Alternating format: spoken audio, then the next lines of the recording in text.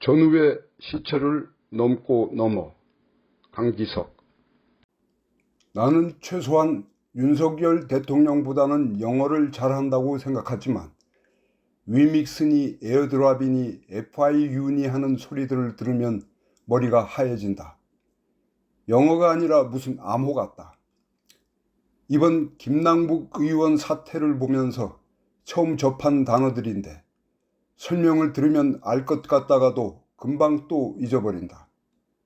그도 그럴 수밖에 없는 것이 이런 단어들이 사용된 코인머니 세계에 깜깜하기 때문이다.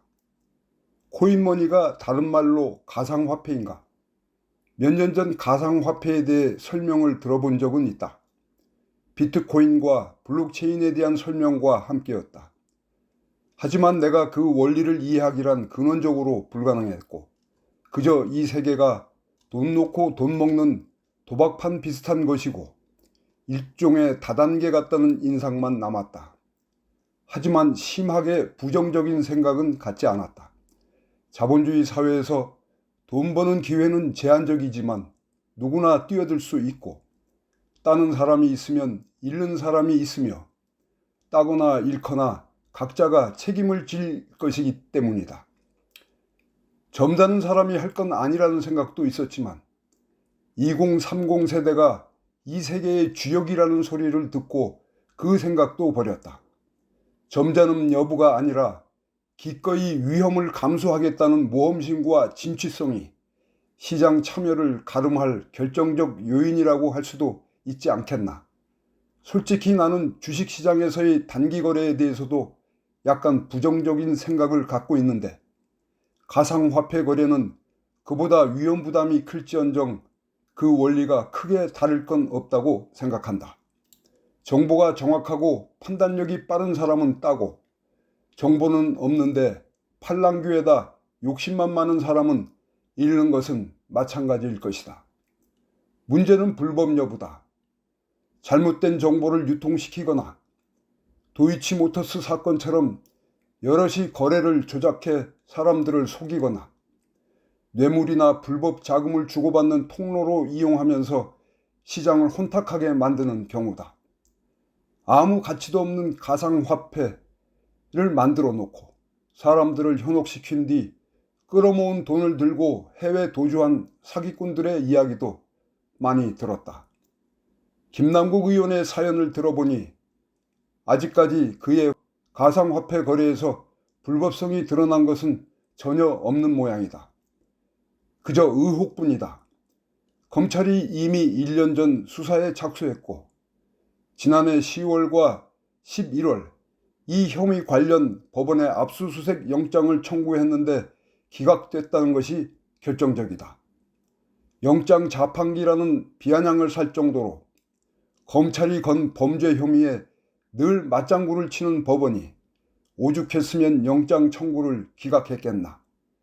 당초 FIU에서 검찰에 신고한 것도 이상거래가 잡혀서가 아니라 일상적인 것이었다는 해명, 김 의원의 자산이 대선 자금으로 흘러들어갔다는 의혹에 대해 그 기간 인출액이 고작 400 몇십만 원이라는 해명, 가상화폐 소득에 대한 과세 유예법안 발의가 이해충돌이라는 주장에 대해 주 투자계층인 2030 세대를 위한 공약의 일환으로 규정과 방법 등이 명확치 않은 상황에서 섣불리 과세할 게 아니라 준비기간을 마련하자는 뜻이었다는 해명도 크게 부족함이 없어 보인다. 또한 자신의 가상화폐 초기 투자금은 보유하고 있던 주식 매각대금 9억 8,574만 원이었고 한때 60억 원에 이르던 가상화폐 가치는 현재 9억 1천만 원 수준이라는 것 등등 뇌물, 이해충돌, 불법 로비, 불법 대선 자금 등 그에게 쏟아지고 있는 모든 의혹에 대해서도 성실한 해명을 내놓았다. 그러자 김 의원이 상임위 회의 도중 가상화폐 거래를 했다는 국회의원 윤리와 품위 문제까지 제기됐다. 김 의원에 대해 제기된 모든 비난과 의혹들은 그것들이 아무리 터무니없고 본 회장에서 나체 사진을 보거나 셀프 세금 절감 법안을 대표 발의하거나 강남 재건축 특혜 3법, 가족회사에 대한 피감기관 공사 몰아주기 등등에 비해 하찮은 것일지라도 김 의원을 죽이고 민주당을 혼수 상태로 만들 때까지 가열차게 진행될 것이다. 검찰, 언론, 국힘당의 막강한 삼각동맹을 통해서다. 과연 김남국 의원이 나가 떨어졌다.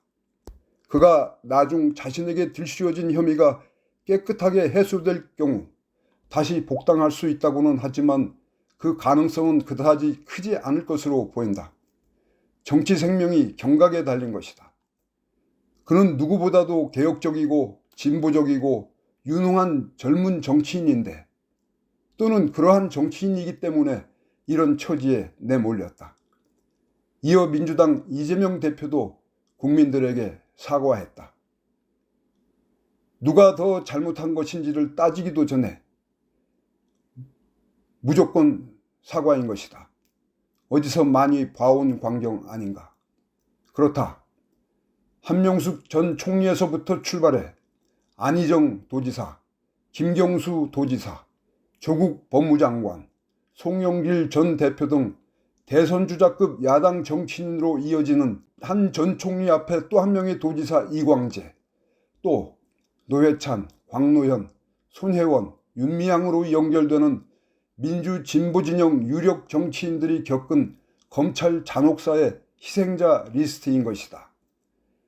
검찰이 표적 혹은 별건 수사로 긁어모은 정보를 캐비닛에 보관하고 있다가 적절한 시점에 특정 언론에 풀어 전 언론을 취재 강풍으로 몰아넣고 이 국면에서 이른바 진보 언론까지 덩달아 뛰고 이를 국힘당이 정치 쟁점화해 다시 지속적으로 정쟁의 제물로 삼고 드디어 민주당 내 비주류 의원들이 자당의 희생자를 내부 공격하는 패턴의 반복인 것이다. 진보 정권이냐 보수 정권이와 상관없이 검찰은 오랜 세월 이렇게 하나하나씩 될성부른 혹은 상징성 있는 민주 진보 진영 정치인들을 제거해왔다. 내가 검찰공화국 혹은 검사 독재 정권이 검사 직업을 가진 윤석열이란 한 자연인으로 인해 느닷없이 튀어나온 것이 아니라 아주 오래전 최소한 검찰개혁을 기치로 내건 노무현 정권 들어서부터 그 기획이 시작됐다고 믿는 이유다. 민주진보 정권을 방관하다간 조만간 검찰 기득권이 와해되겠다는 두려움이 그 배경이라고 보는 것이다. 지금까지 유일하게 살아남은 정치인이 이재명 대표와 추미애 전 법무장관 정도로 보이는데 김남국 의원은 이재명 대표를 무너뜨리기 위한 또 하나의 장치로 선택된 것이다. 그러므로 김남국 의원의 경우는 척결해야 할 범죄나 비리도 아니고 비난받아 마땅한 부도덕도 아니다. 정치 검찰과 수구 언론이 합작한 정치 공작으로 과도하게 부풀려졌을 뿐이라는 게 최소한 지금까지의 내 판단이다. 문제라고 한다면 그것은 오히려 보수의 부패에 눈감는 지금의 검찰의 문제, 보수의 부패 10개를 하나만 보도하거나 아예 보도하지 않으면서 진보의 부패, 그것도 의혹이나 혐의에 그친 것들 하나를 열로 부풀려 보도하는 지금의 언론의 문제인 것이다. 보수는 유능해야 하고 진보는 무조건 깨끗해야 한다는 말도 안 되는 명제에 또 다른 희생양을 만들어서는 안 된다. 자본주의 원칙은 불법으로 벌어선 안 된다는 것이지 능력과 기회만 있으면 얼마든지 벌어도 좋다는 것이다. 김 의원은 그 원칙에 충실했다가 덫에 걸려 부당한 공격을 받고 있을 뿐이다. 이 대목에서 문득 정치란 총을 들지 않은 전쟁이란 말이 생각나면서 아주 오랜 옛날 초등학교 언저리 동무들과 어울려 뜻도 모르게 씩씩하게 부르던 군가 한 소절이 떠오른다. 검언정 수구 삼각동맹의 정치 공작에 속절없이 쓰러져간 야당 유력 정치인들의 얼굴과 함께다. 전우의 시체를 넘고 넘어 앞으로 앞으로. 어렸을 때에야 적탄에 쓰러진 전우의 시체를 밟고 나아가서라도 승리를 쟁취하는 것이야말로 값지고 멋진 것으로 여겨졌다. 그러나 어른이 되어 그럭저럭 사리 판단을 하게 된 이제는 그렇지 않다.